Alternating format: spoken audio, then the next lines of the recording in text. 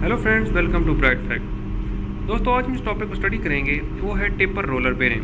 दोस्तों, आज की इस वीडियो में हम टेपर रोलर बेरिंग को डिस्कस करेंगे, जिसमें हम देखेंगे कि टेपर रोलर बेरिंग क्या है, ये किस टाइप का बेरिंग है, इसके कौन कौन से पार्ट्स होते हैं और ये किस मटेरियल का मिलकर बना होता है और ये कहाँ कहाँ पर यूज़ होता है। तो दोस्तों, वीडियो शुरू करने से पहले आपसे रिक्वेस्ट करूंगा कि इस वीडियो को शुरू से लेकर आखिर तक ज़रूर देखिए, क्योंकि इस वीडियो के आखिर पे मैंने एक टेपर रोलर बेरिंग लिया हुआ है, जिससे मैं आपको प्रैक्टिकल भी दिखाऊंगा और इसके पार्ट्स समझाने की कोशिश करूंगा कि ये कौन कौन से होते हैं। तो दोस्तों, बिना वक्त ज़ाया किए वीडियो को शुरू करते हैं। देखिए फ्रेंड्स, जब हम टेपर रोलर बेरिंग को डिफाइन करते हैं तो सबसे पहले हम कहते हैं कि ये किस टाइप का बेरिंग है।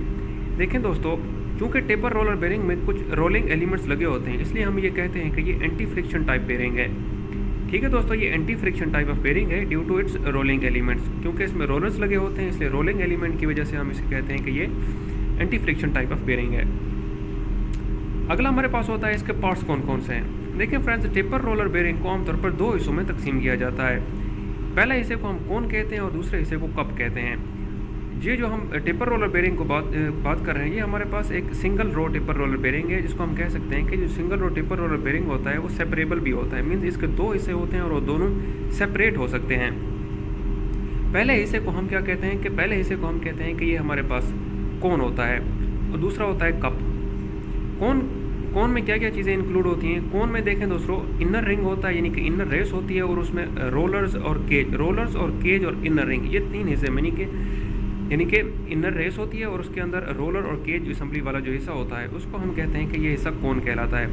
जबकि हमारे पास जो दूसरा हिस्सा होता है उसको हम कहते हैं कि ये जो कप होता है उसको हम कहते हैं कि जो आउटर रिंग होता है, जो आउटर रेस होती है, उसको हम कहते हैं कि वो हमारे पास कप कहलाता है। ऊपर वाला जो हिस्सा होता है वो कप कहलाता है। इसके बाद दोस्तों, इसकी इन्वेंशन सबसे पहले हेनरी टिमकन ने इन्वेंट किया। ठीक है दोस्तों, ये भी आमतौर पर कुछ इंटरव्यूज़ में, पेपर्स में पूछा जाता है। इसके बाद दोस्तों मटेरियल पे आते हैं। ये किस मटेरियल का बना होता है? ये दोस्तों हाई कार्बन क्रोम स्टील का बना होता है। ये इस मटेरियल का क्यों बना होता है? क्योंकि ये हाई एक्सपेक्टेड लोड, यानी कि बहुत ज़्यादा लोड को बियर करने की सलाहियत होती है इस बेरिंग में, इसलिए ये कार्बन क्रोम स्टील से मिलकर बना होता है। अच्छा, जब हम हाई लोड की बात करते हैं तो हाई लोड में हमारे पास दो चीज़ें होती हैं। एक हमारे पास रेडियल लोड होता है और एक्सियल लोड होता है। रेडियल और एक्सियल लोड को बेयर करने के लिए हम टेपर रोलर बेरिंग यूज़ करते हैं और उसमें जो मटेरियल होता है वो हाई कार्बन क्रोम स्टील का यूज़ होता है। डिज़ाइन फीचर की जब हम बात करते हैं तो डिज़ाइन फीचर में भी टेपर रोलर बेरिंग को कहा जाता है कि ये क्या करते हैं, ये अकोमोडेट कंबाइंड लोड, यानी कि रेडियल और एक्सियल कंबाइंड लोड को ये अकोमोडेट करता है। रेडियल और एक्सियल लोड मीन वो लोड जो अलॉन्ग द रेडियस बेरिंग के ऊपर लग रहा होता है और जो अलॉन्ग द एक्सियल बेरिंग के ऊपर लग रहा होता है, उसको ये क्या करता है कि अकोमोडेट कर देता है। इसके बाद क्या होता है कि to reduce friction and also reduce heat generated, means के वर्किंग के दौरान इसमें जो हीट प्रोड्यूस होती है उसको भी रिड्यूस कर देता है। इसकी ये खूबी होती है। और इसके बाद रिड्यूस फ्रिक्शन, लुब्रिकेशन को यूज़ करके इसकी फ्रिक्शन हम कम कर सकते हैं। उसके बाद दोस्तों, ये जो तीसरा स्टेप है, ये मेन स्टेप है, क्योंकि इसकी टेपर शेप क्यों होती है इसके बारे में बताया गया है कि ये जो टेपर शेप क्या होती है, allow the transfer of load while in rolling, mean के रोलिंग के दौरान लोड को ट्रांसफ़र करने के लिए ये इसकी शेप टेपर होती है। मीन्स कि जब भी किसी के ऊपर लोड ज़्यादा लग रहा होता है तो ये लोड को ट्रांसफ़र करने के लिए इसकी शेप को हम टेपर बनाते हैं। मीन्स इसका जो शेप होती है वो टेपर इसलिए होती है।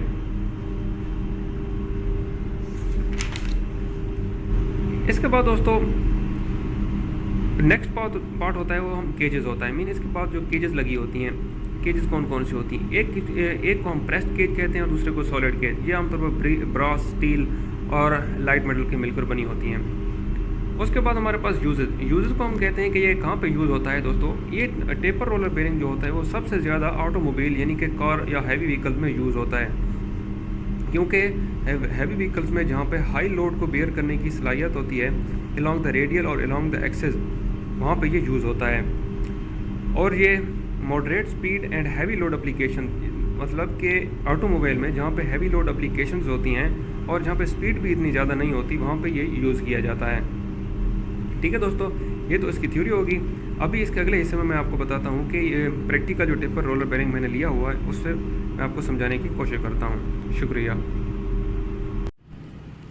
देखिए फ्रेंड्स, ये मैंने एक टिपर रोलर बेरिंग लिया हुआ है।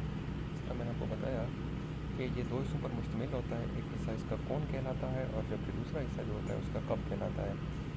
ये देखें, ये हमारे पास रोलर्स और केज असम्बली है। इनके इनर रेस, इनर रिंग और रोलर और केज असम्बली है, इसका एक पार्ट हो गया। और ये इसकी इनर रिंग हो गई। इनर रिंग के साथ ये हमारे पास रोलर्स और केज असम्बली लगी हुई है। ये जो केज असम्बली आमतौर पर केज होता है वो स्टेनलेस स्टील या ब्रॉस वगैरह से मिलकर बना होता है। ये रोलर्स हैं, ये एंटी फ्रिक्शन टाइप बेरिंग की टाइप है जिसका मैंने आपको बताया। तो ये जो इसका मटेरियल होता है ये हाई कार्बन क्रोम स्टील से मिलकर बना होता है। इसका एक हिस्सा हो गया कोन, जबकि इसके आउटर जो रेस होती है उसको हम कप कहते हैं।